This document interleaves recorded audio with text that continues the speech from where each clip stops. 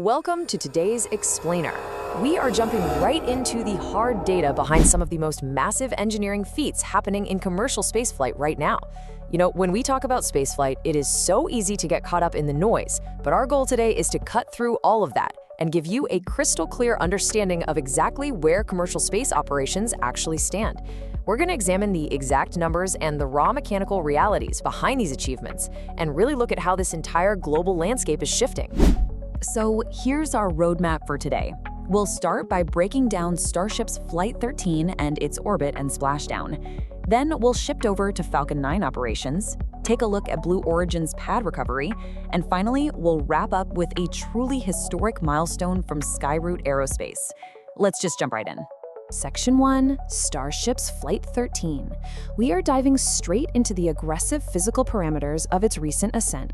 Okay, let's dive right into this. Getting Flight 13 off the pad? Well, it definitely wasn't a straight line. First up, there was a rare last-second engine abort right on pad 2.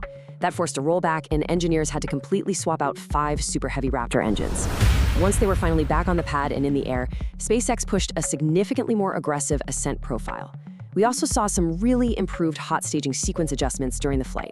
But to truly grasp why those specific adjustments matter, we need to compare them directly to the previous flight. So, looking at how things evolved from Flight 12 to 13, the data paints a really clear picture of mechanical evolution. Data from Flight 12 shows it experienced very specific flip direction issues during staging. Well, those hot staging adjustments we just talked about, they explicitly fixed those exact flip issues for Flight 13. And that aggressive ascent profile wasn't just for show either. The engineering goal here was intentional. Run the vehicle at a higher dynamic pressure to literally stress test the attachment pins on their newly designed load-sensing heat shield tiles. They pushed the vehicle harder specifically to gather concrete, real-world performance data on these new components. Section 2, Orbit and Ocean Splashdown. Let's track the Super Heavy booster's return and the upper stage's orbital achievements. Now, the numbers here are absolutely fascinating. While the initial boost back burn was smooth, the landing burn tells a completely different story. Telemetry actually shows that only 10 of the intended 13 engines successfully ignited, and as the booster descended toward the ocean splashdown, that number dropped even further, to just 5 active engines. It is a really incredible look at the immense physical tolerances required to bring a booster of this massive size back down through the atmosphere. Meanwhile, the upper stage, which is known as Ship 40, was busy executing its primary payload mission. It successfully deployed 20 functional version 3 Starlink satellites directly into orbit. Now, this successful deployment is obviously a major win for the network itself, but it's what those specific satellites were engineered to do next that is truly fascinating. And this brings us to a brilliant piece of orbital engineering, the rendezvous pitch maneuver. Historically, you might remember this technique being used by the space shuttle to inspect its delicate heat shield. Well, SpaceX achieved this by pointing specialized camera and spotlight arrays on the final 6 deployed Starlink satellites straight back at Ship 40. This effectively provided a visual inspection system to confirm the physical integrity of the heat shield while completely up in orbit. It's a really clever solution. So the crucial point to take away here is that Ship 40 didn't just drop off some satellites. It checked off a massive survival list. It successfully completed an in-space relight of a Raptor engine, survived the immense, brutal heat of atmospheric reentry, and executed a controlled flip. Remarkably, it achieved a soft splashdown in the Indian Ocean, remaining entirely intact post-splashdown, and that yields an absolute goldmine of structural flight data for the engineering teams back home. Section 3, Maximizing Falcon 9 Operations. Let's shift our focus from experimental testing over to SpaceX's operational workhorse and see how its capabilities are being maximized to the absolute limit. Now, what's really interesting to consider here is the sheer scale of reusability. 32. That number belongs to Booster 1069, affectionately nicknamed the OG Tippy rocket. This booster just flew its 32nd and ultimately its final flight. To squeeze every single ounce of performance for this specific mission, the booster was actually flown expendably. That means it was intentionally stripped of its grid fins and landing legs just to save weight and maximize its payload capacity into orbit. So, what was the goal of that final flight?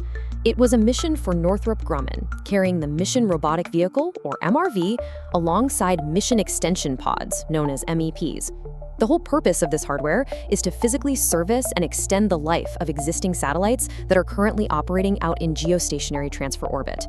It really highlights an incredible operational tempo for SpaceX, especially when you consider that another Falcon 9 completed its 23rd successful mission from Vandenberg, bouncing back immediately after a T0 abort just the day before. Section 4, Blue Origin Pad Recovery. Let's head over to Launch Complex 36 and look at the massive logistics happening there. And this brilliantly illustrates the sheer scale of ground operations in commercial spaceflight. Following the New Glenn launch site anomaly, a massive 2 million pound, that's roughly 900 metric ton launch table was left sitting down in the flame trench. The sheer scale of ground operations required to successfully move this staggering massive structure from the trench over to the integration facility for inspection and refurbishment is honestly an engineering feat in and of itself. Section 5. Skyroot makes Indian history. Let's move along and see how this momentum is echoing in the international commercial sector with a major milestone out of India. The aerospace landscape is expanding globally at such a rapid pace. Skyroot Aerospace just successfully launched India's very first private orbital-class rocket. This officially elevates India into a highly exclusive group, making them only the third nation in the entire world following the United States and China to definitively achieve private orbital capability. It's a huge moment. To really understand this achievement, let's break down the mechanical composition of the vehicle they used, the Vikram 1 rocket. It is a 4-stage rocket where the first 3 stages are entirely powered by solid propulsion. But that crucial 4th stage utilizes a liquid propulsion system that is notably 3D printed. This exact specific configuration is what allowed Skyroot to successfully push all the way into orbit. And you know, this wasn't just a test of the rocket itself, it was a full operational success for its cargo. The Vikram 1 successfully delivered a total of 6 small payloads directly into orbit. Among these was a specific module named Embrace, which is a robotic arm demonstration module. Actually, delivering functional hardware like this definitively proves the operational validity of the platform on its very first maiden launch. From SpaceX pushing the extreme physical limits of Starship and maximizing the Falcon 9, to Blue Origin's massive pad logistics, to Skyroot's historic achievement in India, the global infrastructure of spaceflight is rapidly expanding. And with private orbital capabilities now firmly spanning the US, China, and India, it leaves us with a really compelling question. Based on this rapid proliferation of technology, where exactly will the next great commercial space milestone originate? It is an absolutely fascinating time for aerospace engineering, and the pace of innovation is clearly only accelerating. Thank you so much for joining me for this explainer today, and keep looking up.